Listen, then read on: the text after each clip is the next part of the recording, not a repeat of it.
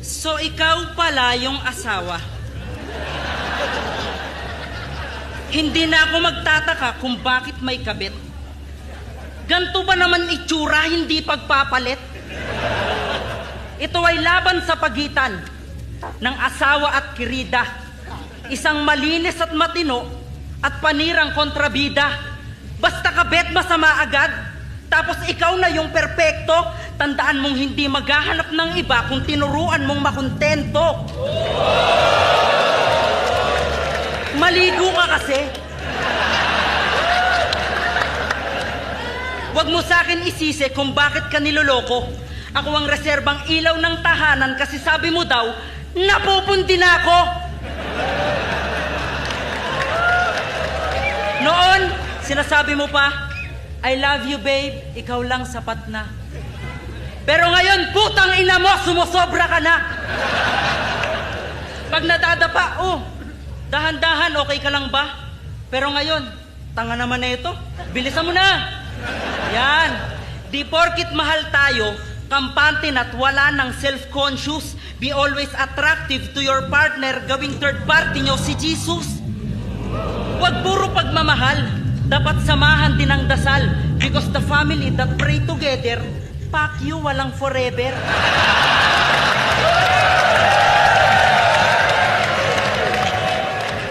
Try mo kasing mag-ayos. Ba't di ka mag-makeup, blush on, lipstick, eyeliner? About sa butas ng muka, derma. Pag hindi kinaya, grinder.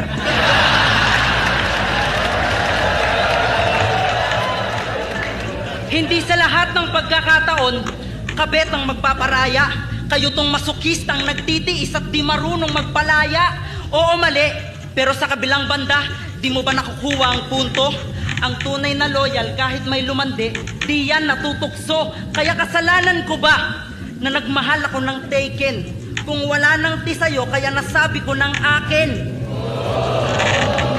Ang kasal ay di dahilan para sabihing habang buhay sa'yo yung tao.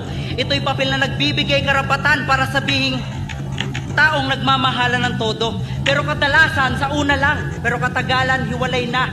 Walang nagagawa ang batas kung nakatadhana siya sa iba. Di ko intention ang manira. To be honest, I'm serious. Ang sabi niya lang sa akin, kukunin kitang chorus.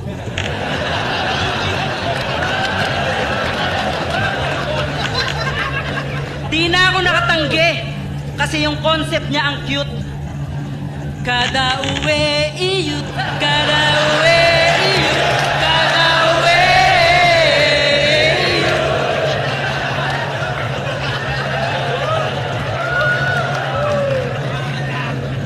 Tapos biglang may alak na. Biktima lang ako. Lately ko lang nalaman na meron palang kayo, kaya wag ako awayin mo. Kung naging mapusok at marupok, ang haligi ng tahanang walang tibay, naghahanap yan ng pukpok.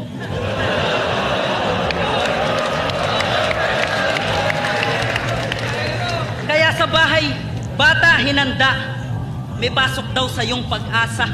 Iba na pala nilalaman ng iyong asawang nagnanasa. Nalalamig na ba sa'yo? Kaya sa akin, special treatment. Pinapahid sa akin lotion, pinapahid sa iyo ointment.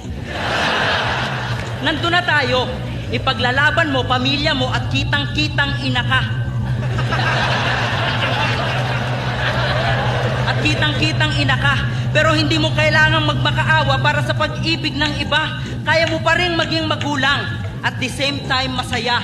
Yung mga taong manloloko, tatandayan mag-isa. At siya nga pala, ipagluluto kita, pinakbet. Para masabi ko lang sa'yo na, pinak ka lang, hindi ka naman bet.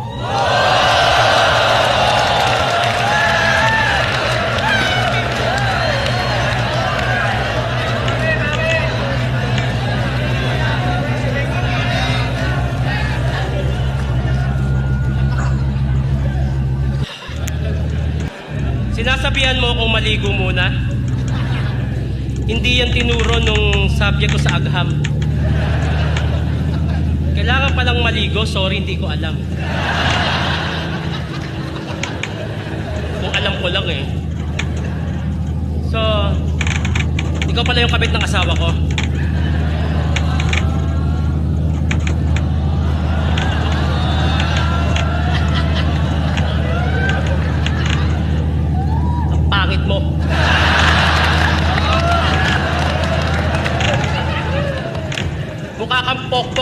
first kubaw. Yung nag-aabang ng laseng na bagong sahod. Ikaw yung babaeng nilalako ng babaeng bungal na mukhang parot. Anong akala mo maganda ka? Tangina mo.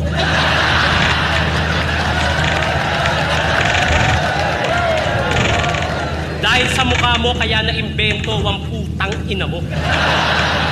Lahat ng kabet, peste. Lalo ka ng putang ina mo. Kahit siguro nasa simbahan tayo, ang masasabi ko sa'yo, putang ina mo. Di ba napapala niyo sa pagiging kabet? Sarap mo hatawin ng silya. Kung ayaw mo ng maayos na buhay, huwag ka manira ng pamilya. Buntis ako.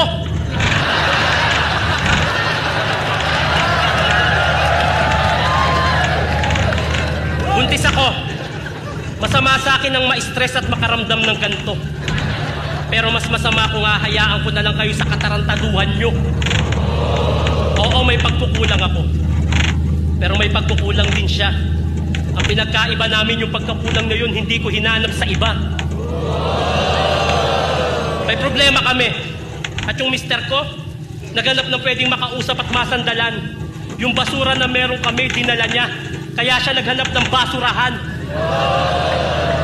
Masyado mong pinagkakasya ang sarili mo sa asawa ko. Kahit mukha kang tanga. Sa mister ko, siya daw ay fit. Kasi mukha siyang paa. Bars? Bars? Oo, bars. Pag hinataw kita ng bareta, basag yung nguso mo. Pero kulang na wasakin ko ang mukha mo sa ginawa niyo sa puso ko. Tangin ng mga kabit na to. Pag kinumpronta, galit na galit, gusto manakit. Kayo na nga itong nakasira ng relasyon, gusto nyo kayo pa mabait? Anong akala mo? Ha?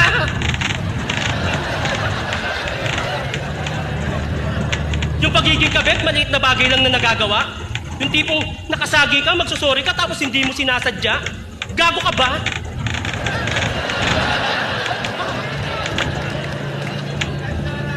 Huwag kang umastang inosente. Alam mo, ginagawa nyo, baliw ka. May 10 beses kayo nagkantutan, anong mahigit 10 beses ka din nabigla? Inutil! Itong mga kabit na to, pag walang titik, alam mo, malulugi. Sa sobrang katimong hayop ka, malapit ka nang maging bune. Nananawagan ako sa mga senador, pakiusap. Gumawa kayo ng bagong batas sa Pinas. Libreng saksak sa mga kabit, kahit wag na libreng bigas. Dahil kaya kong tiisin ang gutom, kahit na anong pang okasyon, kaysa sikmuraing makakita ng kabit na nakakasira ng relasyon.